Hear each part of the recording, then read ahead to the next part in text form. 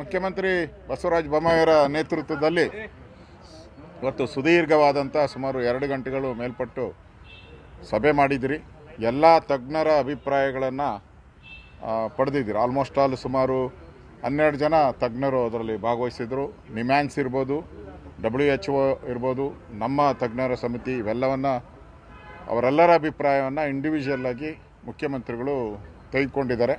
ಅದರ ಜೊತೆಗೆ home department, police ಇಲಾಖೆ ಮತ್ತು ನಮ್ಮ ಸಚಿವರು, home minister, health minister, education minister, irrigation minister, ಇಷ್ಟು ಜನನೂ ಕೂಡ ಆ ಸಭೆಯಲ್ಲಿ ಪಾಲ್ಗೊಂಡಿದ್ದರು.